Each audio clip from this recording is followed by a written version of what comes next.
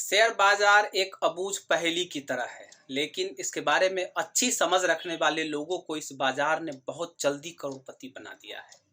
बहुत सारे लोग यह समझना चाहते हैं कि शेयर मार्केट होता क्या है, इसमें निवेश कैसे करते हैं, शेयरों के दाम ऊपर और नीचे कैसे और क्यों होते हैं।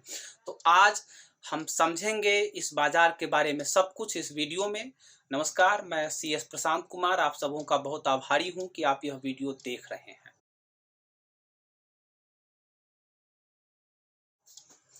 शेयर एक अंग्रेजी भाषा का शब्द है जिसका मतलब होता है हिस्सा।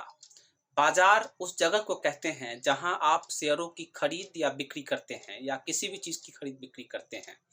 आसान भाषा में शेयर बाजार या स्टॉक मार्केट किसी लिस्टेड कंपनी में हिस्सेदारी खरीदने या बेचने की जगह है। भारत में बॉम्बे स्टॉक एक्सचेंज और नेशनल स्टॉक एक्सचेंज के नाम से दो प्रमुख शेयर बाजार हैं।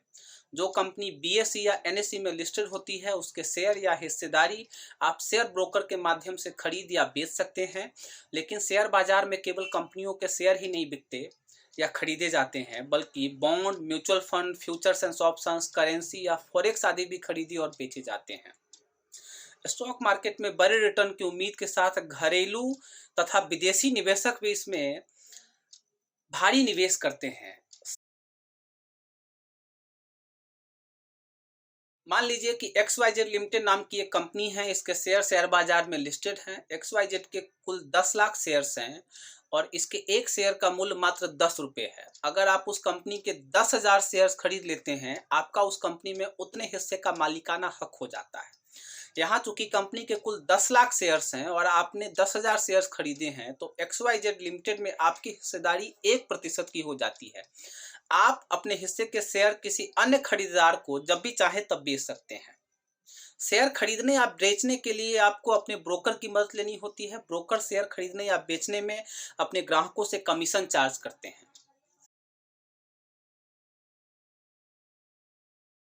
किसी लिस्टेड कंपनी के शेयरों का मूल्य BSE और NSE में दर्ज होता है। आसान भाषा में लिस्टेड कंपनियों के शेयरों का मूल्य उनकी लाभ कमाने की क्षमता के अनुसार घटता या बढ़ता रहता है। किसी कंपनी के कामकाज, ऑर्डर मिलने या छिन जाने, नतीजे बेहतर रहने, मुनाफा बढ़ने घटने जैसी जानकारियों के आधार पर उस कंपनी का मूल्यांकन होता है। चूंकि लिस्टेड कंपनी रोज कुछ न कुछ कारोबार करती रहती है, तो उनकी स्थितियों में रोज कुछ न कुछ बदलाव होता है। इस मूल्यांकन के आधार पर मांग के घटने या बढ़ने से उसके शेयरों की कीमतों में उतार चढ़ाव आता है। किसी कंपनी के शेयर का मूल्य डिमांड या सप्लाई की वजह से भी बहुत ज्यादा प्रभावित होता है और प्रतिदिन शेयरों के दाम इसी वजह से बढ़ते या घटते भी हैं। चूंकि कंपनी के लिस्टेड शेयर्स की संख्या फिक्स है और अगर किसी दिन बाजार में उस कंपनी के खरीदने वाले लोग ज्यादा हैं तो दाम बढ़ेंगे और अगर कंपनी के शेयर को बेचने वाले लोग ज्यादा हैं तो दाम घटेंगे। अब खरीदने वाले और बेचने वालों की संख्या कंपनी से संबंधित खबरों पर निर्भर होती है। आइए इसको आसान भाषा में समझते हैं। मान लीजिए कि आप अपने आसपास के किसी सब्जी बाजार में हैं। किसी दिन सब्जी बाजार में सब लोग आलू ही खरीदना चाहते हैं, तो आलू के दाम बढ़ेंगे क्योंकि आलू बाजार में सीमित है। लेकिन अगर किसी दिन आलू को कोई पूछ नहीं रहा तो उस दिन आलू आपको सस्ते में मिल जाएंगे। अब सवाल है कि एकाएक सब लोग आलू खरीदने क्यों लगेंगे और क्यों कोई आलू नहीं खरीदना चाहेगा? तो इसका जवाब है कि आलू से संबंधित खबर।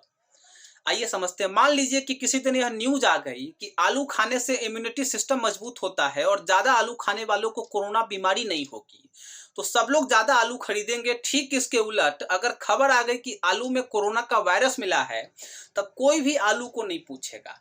अब अगर यही बात कंपनी के शेयर के दाम के ऊपर भी लागू कर दें, तो अगर कोई न्यूज आई कि कंपनी को इस तिमाही में बहुत ज्यादा मुनाफा हुआ है या उसको कोई बड़ा सरकारी ठेका मिलने वाला है या इस कंपनी में किसी बड़े निवेशक ने निवेश कर दिया है, तो शेयर मार्केट में काम करने वाले सभी लोग उस कंपनी के शेयर खरीदना चाहेंगे, तो जाहिर सी बात है दाम बढ़ेंगे।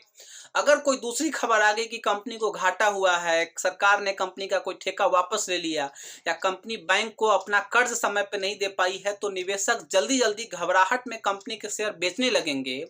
तो कंपनी के शेयर के दाम घटेंगे क्योंकि कंपनी के शेयरों की संख्या बढ़ जाएगी मार्केट में।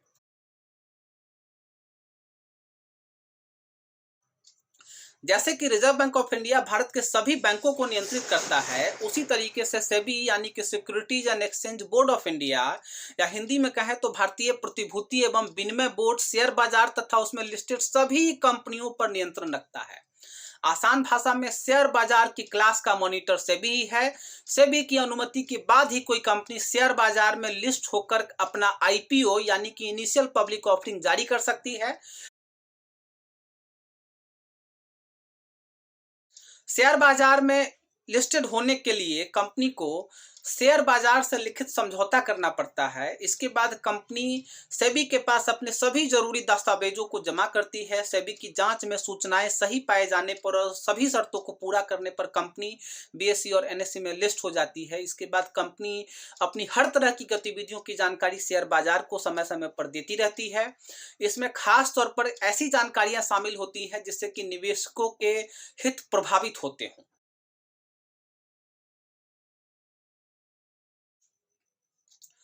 आपको शायद पता ना हो, लेकिन विश्व के सबसे बड़े अमीर व्यक्तियों में शामिल अमेरिका के वॉरेन बफेट शेयर बाजार में ही निवेश करके अरबपति बने हैं और दुनिया के सबसे अमीर व्यक्तियों में शामिल हैं।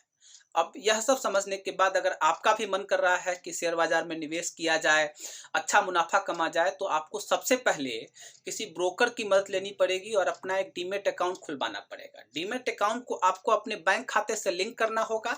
बैंक अकाउंट से आप अपने डीमेट अकाउंट में फंड ट्रांसफर करेंगे और ब्रोकर की वेबसाइट या मोबाइल ऐप पे जाकर के या खुद लॉगिन करके आप किसी कंपनी के शेयर खरीद या बेच सकते हैं। अगर आपको यह वीडियो अच्छा लगा है तो कृपया इसको लाइक कीजिए, शेयर कीजिए और हाँ, अगर चैनल को आपने सब्सक्राइब नहीं किया है तो सब्सक्राइब कर लीजिए। क्या आपने भी शेयर बाजार में निवेश किया हुआ है? अगर हाँ, तो आप मुझे कमेंट करके बताएं कि आपको कैसा अनुभव हुआ है शेयर बाजार से, क्या आपने कोई मुनाफा कमाया है या नहीं कमाया है। मैं इसी तरह के वीडियोज और लाता रहूंगा। आप सभी का नमस्कार, बहुत बहुत धन्यवाद।